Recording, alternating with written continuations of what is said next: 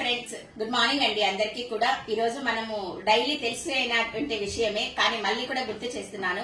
Plastic వాడకాన్ని తగ్గించాలి అని ప్రభుత్వం మనము కావచ్చు, ప్రతి ఒక్కరు కూడా మనం చెప్తున్నాం. కానీ ఆ ప్రభుత్వం ఇచ్చేటువంటి చర్యలు కావచ్చు, మనం చెప్పేటువంటి మాటలు కావచ్చు, రోజు కూడా మనము వదిలేసేస్తున్నాము. సో దయచేసి దానిపైన కొంత దృష్టి పెడదాం. ఎందుకంటే ప్లాస్టిక్ కవర్లు అవన్నీ కూడా ఎక్కడంటే అక్కడ వేయడం వల్ల ఏమవుతుందంటే ఆవులు ఇవన్నీ తిని వాటికి అనారోగ్యం పాలై మళ్ళీ మనం ఆవు ఇచ్చేటువంటి పాలని మళ్ళీ మనం తీసుకుంటున్నాం. దానివల్ల మనమే అనారోగ్య పాలవుతున్నాము. ఆవులు చాలా వరకు చనిపోవడం జరుగుతుంది. కాబట్టి ప్రకృతిని మనం రక్షించాలి అని అనుకుంటే, ప్రకృతిని మనం కాపాడుకోవాలి అని అనుకుంటే కనుక ప్లాస్టిక్ వాడకాన్ని తగ్గించాలి. ఇదే మన యొక్క నినాదం కూడా. ఎంతో మంది చెప్తూ ఉన్నాము. ప్రస్తుతము మనకి చాలా మంది గొప్ప వాళ్ళు కూడా అంటూ ఉంటారు, మనం ఏదైతే ఒక వినూత్నమైన ఆలోచన రావాలి అని. కొంతమందికి ఆలోచనలు వచ్చినాయండి.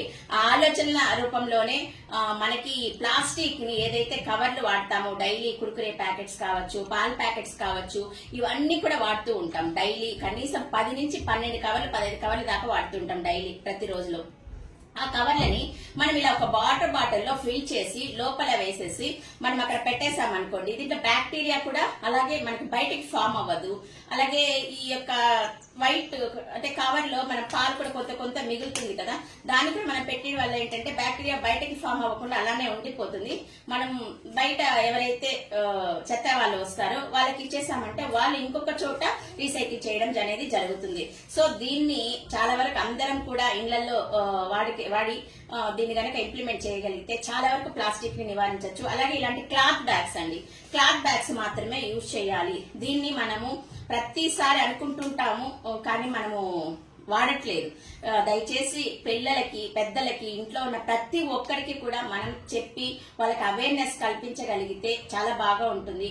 మన ఇంట్లో క్లాత్స్, వేస్ట్ క్లాత్స్ కూడా ఉంటాయి, వాటిని ఉపయోగించి మనం బ్యాగ్ల రూపంలో పాతకాలంలో అలాగే సంచులు కుట్టేవాళ్ళు, అలా గనక మనం ఉపయోగించి ఏదైనా కూరగాయలు కావచ్చు అలా యూజ్ చేసుకోగలిగితే మంచిగా ఉంటుందండి.